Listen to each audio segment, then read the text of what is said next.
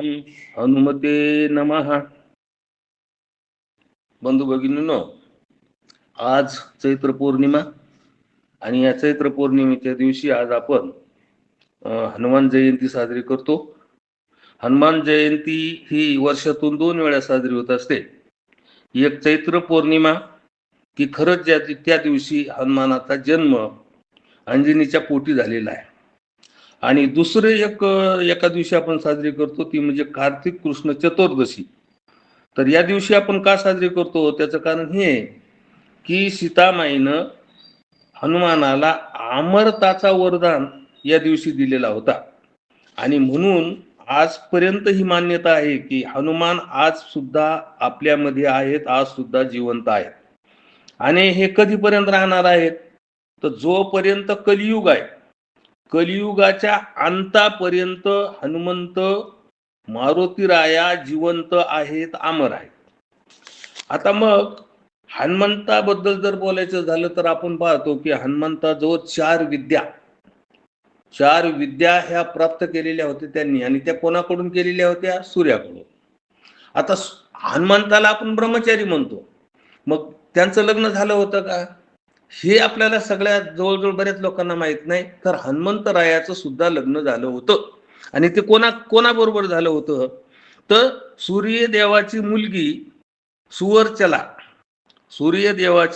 सुवर्चला हिच्याशी हनुमंतरायानं फक्त विद्या शिकण्यासाठी, सूर्यदेवाकडून ज्ञान प्राप्त करण्यासाठी 4 विद्या शिकण्यासाठी लग्न केलेलं होतं.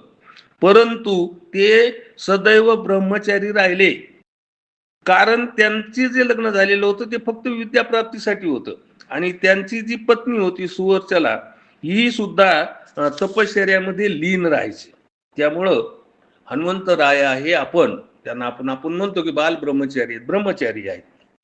आता हनुमंतरायाच्या बद्दल सगळ्यांचं असं मत आहे किंवा धर्मग्रंथ आहेत, त्या धर्मग्रंथामध्ये असं सांगितलेलं आहे की हनुमंतराया आज सुद्धा जिवंत आहेत, आज सुद्धा त्यांचा वास आहे. मग ते कुठं राहतात तर ते गंधमादन पर्वतावर राहतात. आणि हा गंधमादन पर्वत कुठं आहे तर हिमालयावर तिब्बत या ठिकाणी गंधमादन पर्वत आहे, आणि त्या गंधमादन पर्वतावर हनुमंतराया आज सुद्धा आहेत.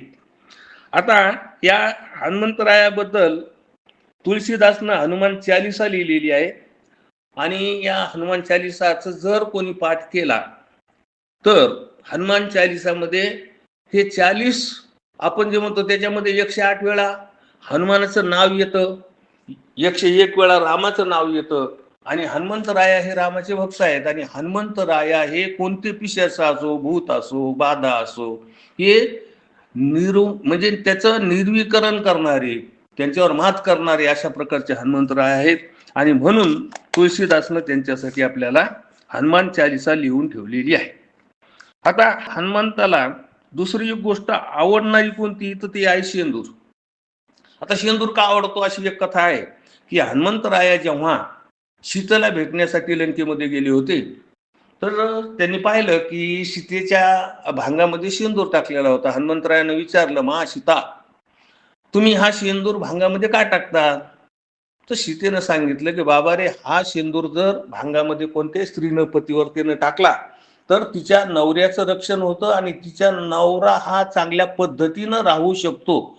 आपल्या स्वामीच्या भल्यासाठी हा शेंदूर लावला जातो. आणि हनुमंतराय तर मग रामाचे भक्तच होते. ते म्हणले, अरे वा, असं जर असलं तर मग तुम्ही फक्त भांगामध्ये शेंदूर टाकता, मी सगळ्या अंगाला शेंदूर लावून देतो. आणि तेव्हापासून हनुमंतराया सगळ्या अंगाला शेंदूर लावून राहत होते. आणि आजही आपण पाहतो की आजच्या दिवशी म्हणजे या हनुमान जयंतीच्या दिवशी आपण सगळ्यांनी काय करायला पाहिजे तर शेंदूर हनुमानाच्या मूर्तीला आपण लावायला पाहिजेत. हनुमानाची आज आपण जर पाहिलं तर सगळ्यात महत्वाचं आणि मोठं मंदिर जर कुठं असेल तर ते हनुमानगडी अयोध्येला, या ठिकाणी एक प्रसिद्ध मंदिर आहे, आणि त्या ठिकाणी हनुमानाचा वास आजही सुद्धा आहे. आपल्याला जर हनुमानाच्या बद्दल किंवा हनुमान त्याचं जन्मताचं जे नाव आहे हे मारुती आहे, त्यांना आपण मारुती नावानं बी सुद्धा म्हणतो, हनुमंत नावानं, बजरंगबली नावानं सुद्धा आपण. आणि हनुमंतरायाच्या असा मान्यता आहे धर्मामध्ये की हनुमंतरायाच्या शेपटीमध्ये सध्या सुद्धा महादेव वास करतात, शिवशंकर वास करतात. जेव्हा कौरव पांडवाचं युद्ध झालं तेव्हा त्यांच्या रथावर जे झेंडा लावलेला होता त्या झेंड्यावर हनुमंतरायाचं चित्र किंवा हनुमंतरायाचा फोटो लावलेला होता. कारण हनुमंतराया हे विजयाचं प्रतीक आहे. आपण जरी स्वतः आपल्या एखाद्या गाडीला किंवा कुठं हनुमंतरायाच्या फोटोचा झेंडा जर आपण लावला तर निश्चितच ॲक्सिडेंट कधीच होणार नाही, अशा प्रकारचं शास्त्र आपल्याला सांगतं.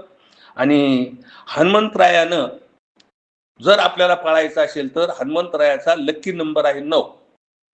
ज्याला कोणाला हनुमंतरायाची भक्ती करायची असेल त्यांनी 9 नंबर आपल्या गाडीच्या नंबरामध्ये कुठेतरी 9 नंबर असावा किंवा कोणत्याही बाबतीमध्ये आपण 9 नंबर आपण हा पालन करायला पाहिजे. त्यामुळं हनुमंतराया हे त्याच्यावर कृपादृष्टी ठेवत असतात. तर अशा प्रकारचे हनुमंतराय आज आपण त्यांची जन्मोत्सव साजरा करतो. त्यांच्याकडून घ्यायचं झालं तर आपल्याला एकच गोष्ट घेता येईल, ती म्हणजे कशी ती भक्ती. कारण हनुमंतरायाकडे पाहिलं जातं सगळ्या लोकांचं की ती भक्ती कशा काय भक्तीच्या त्या वाटा मज दावया सुभटा. सुभटा म्हणजे सोप्या पद्धतीने शरण शरण हनुमंता तुम्हा आलो रामदूता काय भक्तीच्या त्या वाटा मज दावया सुभटा. सुभटा म्हणजे अगदी सोप्या सोप्या करून विस्कटून सांगा ती भक्ती कशी करायची. तर हनुमंतरायाने भक्ती एकच केलेली आहे की नाही अशी पूजा अर्चा ही मला काही जमणार नाही, फक्त माझ्या देवाला अंतःकरणामध्ये ठेवणार.